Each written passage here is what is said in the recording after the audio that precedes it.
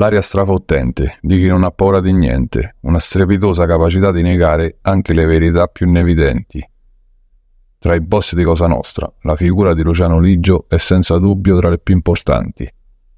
Nato a Corleone nel 1925, prima di diventare uno dei padrini più potenti, ha scalato i gradini della piramide dell'organizzazione, dimostrando di possedere fin da giovanissimo tutte le caratteristiche del leader.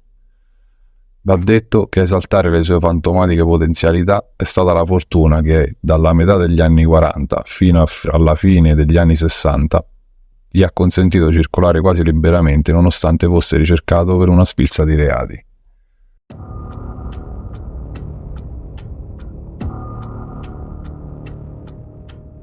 Lucianeddu, rissoso e arrogante, lo è fin da bambino. Ricorre con grande facilità all'uso delle mani e diventa particolarmente aggressivo quando insultano la memoria della madre. In un'intervista spiegherà che era rimasto orfano e quando insultavano mamma perdeva il controllo.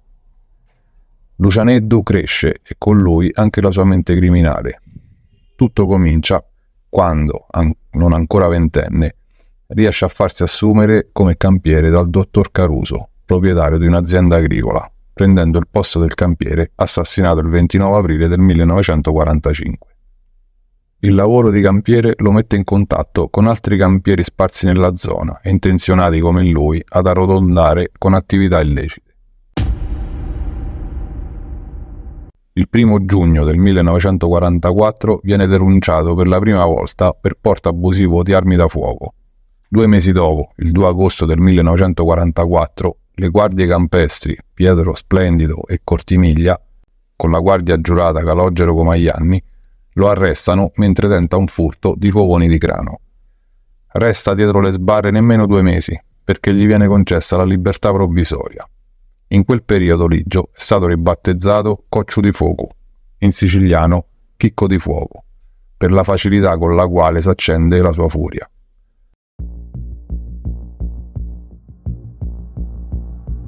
Nella sua banda ci sono pure 2 giovani dal brillante futuro criminale. Il primo è di bassa statura, si chiama Salvatore Riina, detto Totò. Il secondo risponde al nome di Bernardo Provenzano, detto Binnu. A Corleone però comanda uno soltanto, il medico Michele Navarra, e quindi per fare carriera bisogna mettersi al suo servizio e sotto la sua ala protettiva. Il dottor Navarra aveva intanto rafforzato la sua posizione entrando come medico condotto dell'ospedale di Corleone al dottor Carmelo Nicolisi, trovato ucciso il 29 aprile del 1946. Il dottor Navarra era medico condotto, medico fiduciario dell'INAM, direttore dell'ospedale civile e aveva potenziato il gruppo mafioso dei suoi affiliati, di cui Lucianeddu divenne in breve tempo uno dei suoi primi rappresentanti. Ligio era dunque salito su un carro che lo avrebbe portato lontano. Quello, alla corte di Navarra, era una laurea che al termine lo trasformerà in un boss a tutti gli effetti.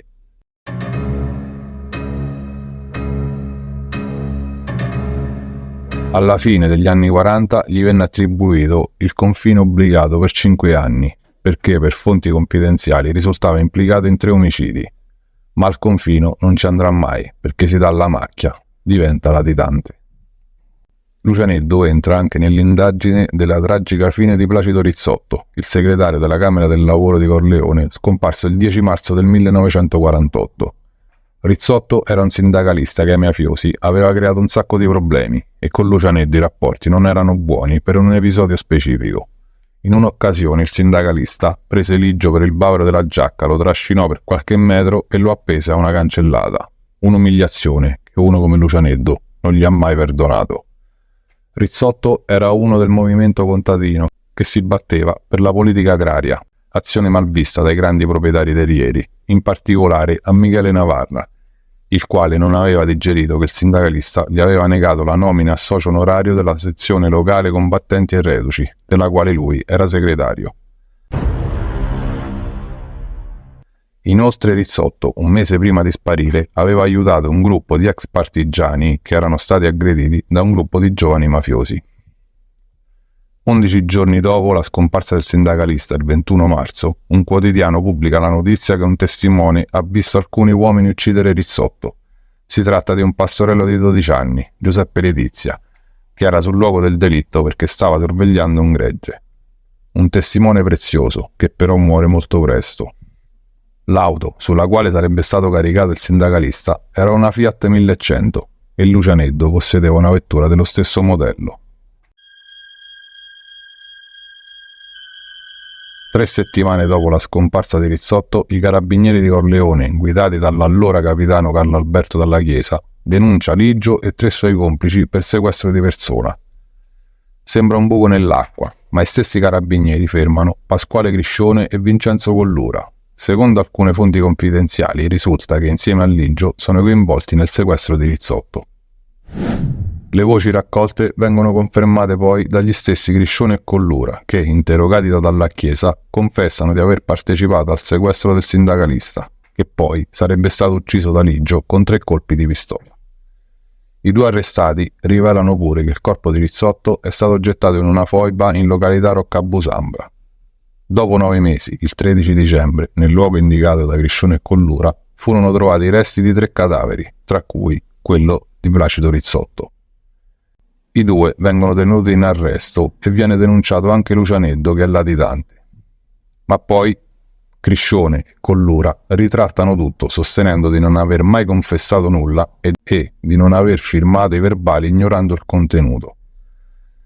Questa retromarcia dei 2 fa sì che al processo del 1952 a Palermo vengono tutti e 3 assolti per insufficienza di prove.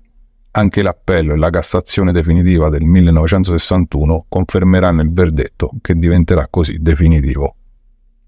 Ligio finisce sul banco degli imputati anche per l'omicidio di Splendido Pietro, un addetto alla sorveglianza del cantiere lungo la statale Corleone-Agrigento. Il 6 febbraio del 1955 il cadavere di Splendido Pietro viene trovato con il volto sfigurato dai colpi di pistola. L'inchiesta viene archiviata dopo pochi mesi perché i colpevoli non sono stati individuati, ma 11 anni dopo Luciano Raia, corleonese detenuto a Palermo, rivela agli inquirenti di aver saputo che il guardiano era stato ammazzato perché in più di un'occasione aveva visto Lucianeddu e il suo gruppo in un terreno vicino al cantiere. Rinviato a giudizio come mandante del delitto, Ligio vince un'altra partita con lo Stato. La Corte di Assise di Bari lo assolve con formula piena. Nel 1956, dai primi segnali di inquietudine, prendendo gradualmente il controllo di un'azienda di allevamento di ovini e bovini, inizialmente dove era solo socio di minoranza. Successivamente si scontra con Angelo Vintaloro, un agricoltore che aveva appena acquistato un vasto terreno vicino all'allevamento, orchestrando furti e danneggiamenti. Questi atti provocatori passerebbero inosservati se non fosse che Vintaloro fosse un vecchio amico di Navarra. Questo è il momento in cui il boss Navarra si rende conto che il suo giovane alleato sta cercando di farsi strada con ogni mezzo possibile. Le divergenze tra i 2 diventano evidenti quando Ligio dimostra di guardare al futuro in modo molto più ambizioso rispetto a Navarra. Mentre Navarra è legato alla politica e ai politici, Ligio ambisce a speculazioni lucrative attraverso appalti pubblici e il traffico internazionale.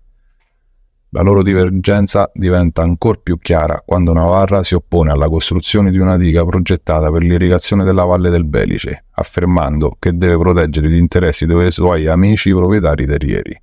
Ligio invece vede nella diga un'opportunità per guadagnare con appalti e subappalti. Così, quando Navarra si rende conto dei rischi che Ligio rappresenta per lui, decide di utilizzare la soluzione classica della mafia per eliminare una minaccia: l'omicidio. L'esecuzione di Ligio è tentata nel giugno del 1958, ma i sicari di Navarra falliscono nell'agguato, ferendo solo lievemente Ligio. Questo errore si rivelerà fatale per Navarra e la vendetta di Ligio arriva presto. Navarra viene assassinato il 2 agosto del 1958. Lucianeddu si prende lo scettro che era appartenuto a Navarra, ma Lucianeddu deve stare comunque in guardia. Il clan di Navarra non ci sta a farsi scappare potere e affari e ingaggiano una guerra contro Lucianeddu. Il nuovo boss ricorre di frequente allo scontro a fuoco per scoraggiare quanti non si sono rassegnati a farsi da parte. E Corleone così diventa teatro di una serie di sparatorie, la prima delle quali a poco più di un mese di distanza dalla morte di Michele Navarra. Nel 1963 muore anche Francesco Paolo Streva, l'erede di Navarra, il quale era riuscito a sopravvivere già da un agguato, ma 4 mesi dopo lo fanno fuori insieme ai suoi 2 amici, Antonio Piraino e Biagio Pomilla.